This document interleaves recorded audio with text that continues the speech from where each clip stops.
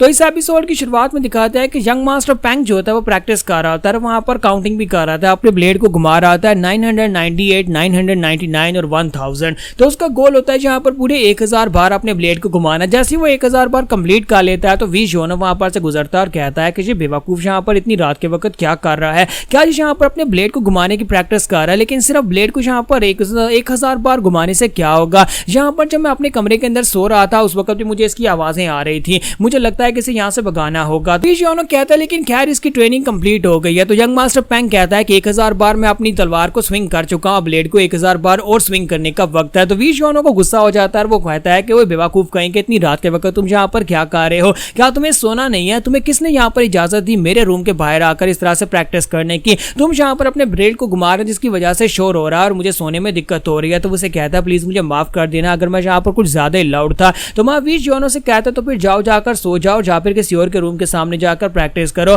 तो इसी के साथ यंग मास्टर पेंग जो होता है आगे से बेचारा शर्मिंदा हो जाता है, साथ ही वो सोच रहा होता है कि वी योनो मैं इसे एक हीरो की तरह देखता हूं, मुझे पता है कि ये बहुत ज्यादा पावरफुल है, इतनी कम एज में ये इतना ज्यादा स्ट्रॉन्गर है कि ये कुछ भी कर सकता है, जो करना चाहे वो कर सकता है क्योंकि लोग इसे रिकॉग्नाइज करते हैं। और दूसरी तरफ मैं हूं जिसे यहाँ पर कोई नहीं मानता, जिसे कोई यहाँ पर समझता ही नहीं है, मेरी अपनी फैमिली के लोग भी मुझे कुछ भी नहीं समझते, इसी वजह से मैं प्रैक्टिस कर रहा हूँ। अपने हाथों की तरफ देखता है, उसके हाथों के ऊपर छाले पड़ चुके होते हैं। तो वो कहता है कि मुझे नहीं लगता कि यहाँ पर इसने मेरी तरह इतनी मेहनत की होगी, लेकिन मैं यहाँ पर इसकी तरह क्यों नहीं बन सकता। तो वी योनो जब वहां से जाने लगता है तो यंग मास्टर पेंग उसे कहता है कि मिस्टर वी प्लीज मेरी बात सुने। तो वो कहता है हाँ पूछो, तुम्हें क्या कुछ पूछना है, क्या मुझसे कोई बात करनी है। तो वो कहता है हाँ मुझे यहाँ पर तुमसे पूछना है, मैं यहाँ पर तुमसे एक बात पूछना चाहता हूँ, मुझे ये बताओ कि जब तुम मेरी तरफ देखते हो तो तुम्हें क्या महसूस होता है। तो वी योनो से कहता है कि जब मैं तुम्हारी तरफ देखता हूँ तो मुझे ऐसा लगता है कि तुम एक ऐसे इंसान हो जो कि दूसरों को मरवा सकते हो, तुम एक बहुत ही कमाल के इंसान हो जो बहुत ज्यादा बेवकूफ है, तुम एक ऐसे इंसान हो जो कि यहाँ पर एक बच्चे से भी ज्यादा छोटे दिमाग वाले हो, तुम करते पहले हो सोचते बाद में हो, तुम यहाँ पर अपनी ड्यूटीज को ठीक तरह से परफॉर्म नहीं कर सकते, तुम सिचुएशन को और भी ज्यादा खराब कर देते हो, तुम्हारी वजह से सिचुएशन खराब हो जाती है। तो वी योनो से कहता है कि मुझे लगता है कि तुम्हें ये सारी की सारी बातें जो है बुरी लग रही होंगी और तुम्हें ये बातें बुरी लगनी भी चाहिए क्योंकि तुम यहाँ पर मुझसे यही जानना चाहते थे ना कि मैं तुम्हारे बारे में देखकर क्या सोचता हूँ, लेकिन तुम यहाँ पर मुझसे ये तो नहीं जानना चाहते हो क्योंकि तुम्हें ये सारी बातें पहले से पता है। तो यंग मास्टर पेंग उसे कहता है कि मिस्टर वी मैं आपसे ये जानना चाहता हूँ कि मैं अपने आप को बदल कैसे सकता हूँ। तो वी योनो कहता है कि तुम्हें ऐसा क्यों लगता है कि मुझे तुम्हारे सवालों के सॉल्यूशंस पता होंगे। तो वो कहता है कि मैं बस यहाँ पर आपसे पूछना चाहता हूँ। तो वी योनो कहता है तो फिर बताओ कि तुमने यहाँ पर मुझसे पूछा ही क्यों जब मेरे पास तुम्हारे सवाल का जवाब नहीं है। तो पेंग उसे कहता है कि सर मुझे लगता है कि आप यहाँ पर कम से कम मुझे मेरे सवाल का जवाब दे सकते हैं, मैं बदलना चाहता हूँ, मैं नहीं चाहता कि मेरी वजह से मेरे पेरेंट्स एम्बैरेस्ड हो, मेरी वजह से यहाँ पर हर किसी को प्राउड फील होना चाहिए, कोई भी यहाँ पर मेरा नाम ले तो कम से कम उसे यहाँ पर जैसा महसूस हो कि वो पेंग फैमिली के यंग मास्टर के बारे में बात कर रहा है। तो वी योनो से कहता है क्या तुम सिर्फ इसी वजह से बदलना चाहते हो, क्या तुम्हें लगता है कि ये वजह काफी है तुम्हारे बदलने के लिए, लेकिन मुझे तो ऐसा नहीं लगता कि तुम्हें बदलने की जरूरत है क्योंकि तुम बदल भी नहीं सकते।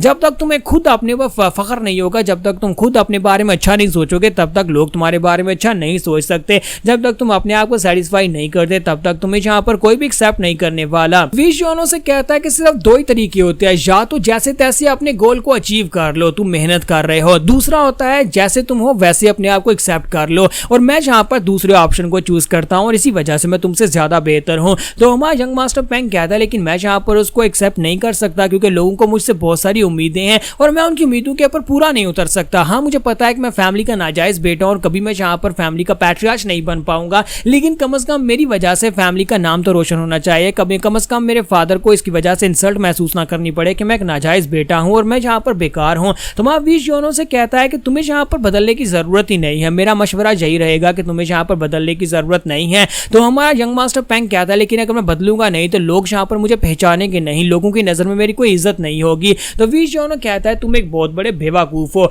तुम्हें यहाँ पर सिर्फ और सिर्फ अपनी पहचान की जरूरत है, तुम्हें अपने आप को समझने की जरूरत है कि तुम क्या हो, तुम क्या कर सकते हो, इसके अलावा तुम्हें यहाँ पर किसी की पहचान की जरूरत नहीं। और साथ ही हमारा वी योनो जाते वक्त उसे कहता है तुम्हारे जैसा एक मास्टर जिसने ब्लेड को पूरे 1000 बार घुमाया हो, मुझे लगता है कि वो यहाँ पर खुद में अपने आप में एक पहचान रखता है और मैं यहाँ पर तुम्हें पहले से पहचान चुका हूँ क्योंकि तुम यहाँ पर जो भी बेवकूफी वाले काम कर चुके हो उसकी वजह से भी तुम्हारी मेरी नजर में काफी ज्यादा इज्जत बढ़ चुकी है, इसलिए मुझे नहीं लगता कि तुम्हें यहाँ पर वैलिडेशन की जरूरत है। मुझे ही देख लो, मैं यहाँ पर सोना चाहता हूँ मैं सो जाता हूँ, मैं आराम करना चाहता हूँ मैं आराम करता हूँ, मैं जबरदस्ती करता हूँ, लोग मुझे यहाँ पर लेजी बेकार कहते हैं लेकिन मुझे इस बात से कोई फर्क नहीं पड़ता। अगर मैं यहाँ पर उन सभी की नजरों में साबित करने के लिए कि मैं लेजी बेकार नहीं हूँ, मैं यहाँ पर जागना शुरू कर कर दूं, काम करना शुरू कर दूं, ओवर वर्किंग करना शुरू कर दूं, तो फिर मेरी आज़ादी का क्या होगा। मैं तो यहाँ पर उनके मुताबिक चलना शुरू कर दूंगा। इसलिए तुम्हें बदलने की जरूरत नहीं है, बल्कि तुम्हें यहाँ पर खुद अपने ऊपर भरोसा होना चाहिए कि तुम जो कर रहे हो वो ठीक कर रहे हो, बाकी जाए भाड़ में, अपना काम बनता। फिर योनो से इतना कहने के बाद चला जाता है। जब वो इतना कहकर जाता है तो यंग मास्टर पैंग को इस बात की बहुत ज्यादा खुशी होती है कि यंग मास्टर वी ने उसे कम से कम इतना कहा कि वो एक ब्लेड मास्टर है। उसने 1000 बार यहाँ पर अपने ब्लेड को घुमाया और साथ ही उसे उसकी बातें समझ आती हैं। उसे कहता है कि यंग मास्टर वी तुम्हारा बहुत बहुत शुक्रिया मुझे पहचान देने के लिए।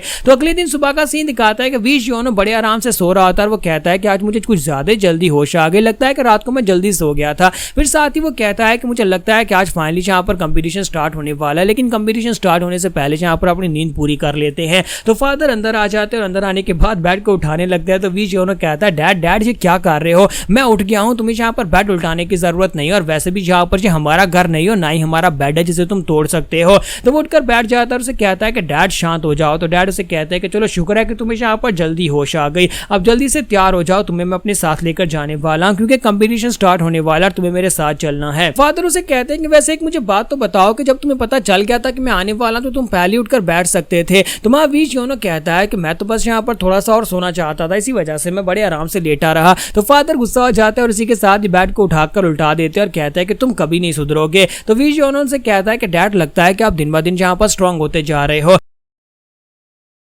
तो इसी के साथ ही उसे अपने साथ लेकर बाहर चलाते हैं और कहता है कि चलो अब यहाँ पर हम लोग अरीना में चलते हैं। तो वो उसे अरीना में लेकर आते हैं जो कि माउंटेन के ऊपर बनाया गया होता है। तो वी योनो कहता है कि यार यहाँ पर इस अरीना को माउंटेन के ऊपर बनाने की क्या जरूरत है, और ऊपर से देखो यहाँ पर कितने सारे लोग जमा है, ये सारे के सारे पागल है जो मार्शल आर्ट्स की फाइट देखने के लिए यहाँ पर आए हैं। तो फादर वी योनो को बताते हैं कि आज यहाँ पर प्रीलिमिनरी राउंड स्टार्ट होने वाले हैं। तो वी योनो कहता है कि ये प्रीलिमिनरी राउंड्स किस लिए है। तो फादर उसे कहता है क्योंकि इस कंपटीशन में 100 से भी ज्यादा पार्टिसिपेंट्स हैं जो कि इस कंपटीशन का हिस्सा बनना चाहते हैं। इसी वजह से उनमें से सिर्फ और सिर्फ कुछ ही डिसाइपल्स को चूज किया जाएगा जो बेहतर होंगे। उनकी फाइट्स जो है वो फाइनल्स और सेमीफाइनल्स में करवाई जाने वाली हैं। तो वी योनो जो है वहां पर काउंट करना स्टार्ट करता है और कहता है अगर एक एक फाइट यहाँ पर एक एक घंटा या फिर 2-2 घंटे भी चले तो फिर मुझे लगता है कि यहाँ पर टोटल 50 फाइट्स होने वाली है, और 50 फाइट जो है वो इसका मतलब जो है कम से कम 4 दिन लगेंगे प्रीलिमिनरी राउंड को खत्म होने में। इसका मतलब जो है कि मैं इतने दिनों तक रेस्ट नहीं कर पाऊंगा। तो वी योनो से कहता है कि फादर यहाँ पर तो बहुत ज्यादा टाइम लगने वाला है, क्यों ना हम लोग यहाँ पर बच्चों से कहें कि वो खुद ही फाइट कर लें, एक एक करके फाइट करे और उसके बाद आकर अपनी जीत को रिपोर्ट कर दे। तो फादर उसे कहते हैं क्या तुम कोई बेवकूफ हो,